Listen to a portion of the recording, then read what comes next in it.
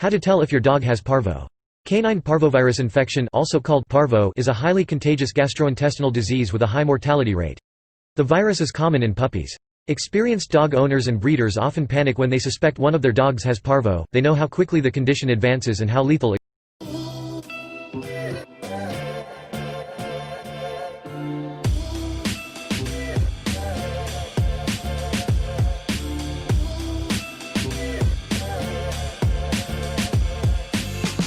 If your dog has parvo, getting to a veterinarian quickly can increase the odds of survival, but the symptoms of parvo can be confused with the symptoms of other canine diseases, including coronavirus infection, bacterial hemorrhagic enteritis, coccidiosis, and hookworm infestation. Recognizing the symptoms of parvo.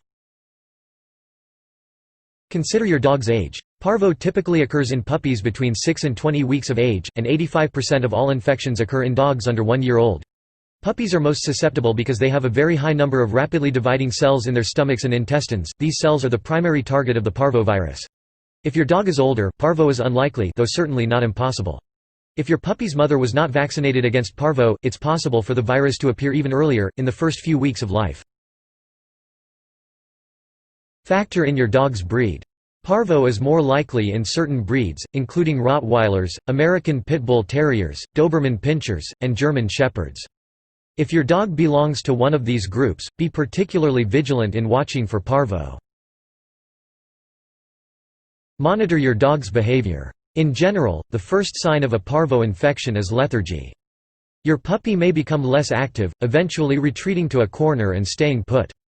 This lethargy is typically followed by weakness and loss of appetite. The signs are rapidly progressive, with a quiet dog quickly becoming critically ill with foul, bloody diarrhea.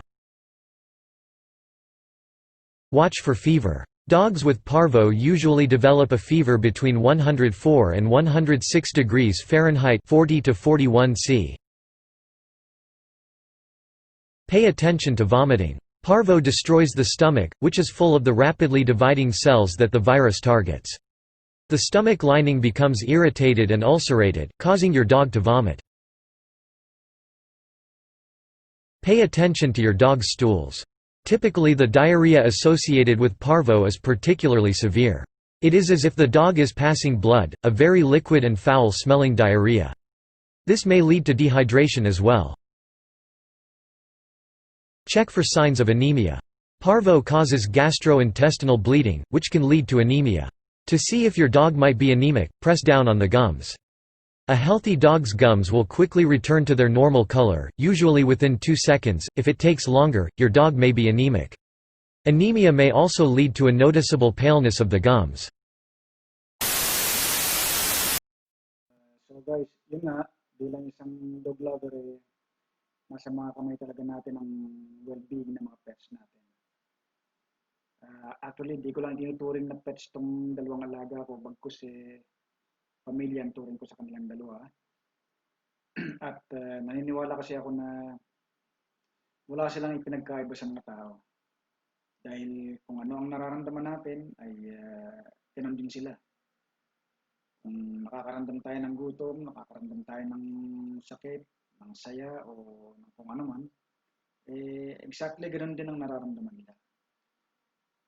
Kaya isang malaking responsibilidad kapag kumuha tayo ng mga pets natin dahil sa may mga buhay mga ito eh.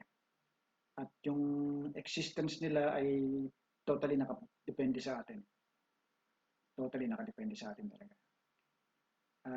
At nga pala, first time ko ulit mag-aalaga ng mga aso na hands-on kasi matagal akong nawala dito sa bansa. Kakabalik ko lang last year. Lagi akong bilang OFW, lagi ako nasa labas ng bansa. At usually isang buwan kada isang taon lang ako umuwi. Kaya yung dati kong alaga na Japanese Spitz, meron akong Japanese Spitz dati na kulay puti din. Galing Antipolo yun. Kaya lang, ang nangyari sa kanya ay namatay dahil sa napabayaan ng naiwan ko dito sa nakasambahay, dito sa bahay. Ako din dati nagpalaki noon, dun sa Japanese Spitz na yun. Nakuha ko siya, tuta pa lang, nasa akin na, so ako na nagpalaki. Matapang yung Japanese Spitz na yun, kumbaga, pero sa akin sobrang bait. Ganoon naman talaga eh, yung kinikilala nilang amo, doon sila mabait. So, ganun nga, kaya wala din ako masyado idea, tsaka hindi rin ako masyado familiar sa mga usual na sakit ng aso dito sa Pinas. O sa anumang seasonal illnesses. Kasi nga, ngayon lang ulit ako napag-alaga ng full on talaga sa tinagal-tagal ng panahon. Ngayon lang ako siguro mga after more than 10 years ako, yes, more than around 12 years na pabalik-balik lang ako sa ano. Kaya yung mga aso namin dati sa ibang nag-aalaga, hindi ako talaga hands-on. So ayan nga, kamukha nung iba yung ano eh, yung nang tinamaan ng parvo yung dalawa kong aso na to. At first eh, parang pinapakiramdaman ko muna sila kasi hindi ko kabisado. Pinapakiramdaman ko muna sila kasi ano, ayaw na nilang kumain, ano na sila, matamlay, nasa isang sulok lang. Tapos nagsusuka, dumudumi, nagda-diarrhea. Tapos malansa yung amoy, ano yung pupo nila, malansang amoy. Kaya naisip ko na may bacterial infection sila. Kasi ganun yung ano, very telling yung ano yung amoy ng dumi nila. So ayun, kaya diniretso ko agad sa vet para ma-actionan agad-agad. So kinonfirm ng doktor pagdating ko doon na meron silang parvo. So nung na-examine, sabi ng doktor sa akin kung gusto kong iuwi, depende sa akin. O iwanan doon para i-confine, para sila mag-alaga. So yun ang pinili ko, sila na lang mag-alaga kasi mas kabisado nila yun. Hindi ko forte, kumbaga. Kaya pinaiwanan ko lang doon yung dalawa, na-confine ng more than 1 week. Siguro around 8 to 9 days mga nandun sila. So naka-confine sila parehas. So more than a week, nandun sila. Akala ko nga mamamatay na kasi vegetative state na silang dalawa parehas eh. So akala ko mamamatay na kasi hindi kumakain. Buti na lang nakaswero sila. Hanggang isang araw, tumawag sa akin yung doktor na pwede ko na daw i-discharge. Kaya sobrang happy ko. Sabi ko, sa wakas, makakauwi na yung dalawa. Magaling na. Hanggang nagtuloy-tuloy ng paggaling nila, parehas. At ngayon, maliliksi na nga yan. Nakikita nyo, makakulit. Yan yung mga babies ko na sobra kukulit. At least nawala na sa ganung sitwasyon. More than 1 year old na sila ngayon, so siguro naman hindi na sila kakapitan yung ganyan. Kasi normal lang kinakapitan ng yung mga less than a year eh.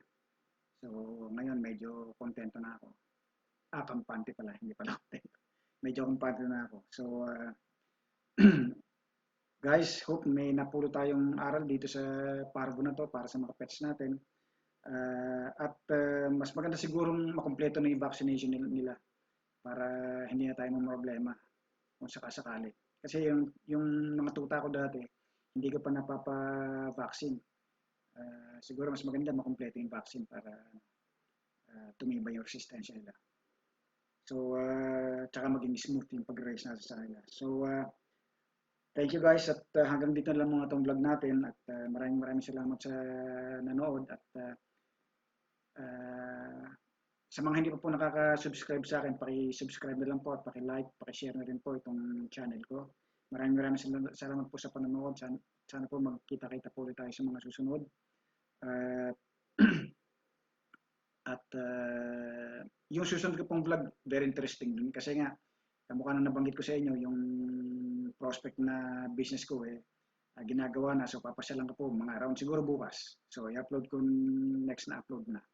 So maraming salamat po ulit at magandang araw po sa lahat. God bless po. Maraming salamat.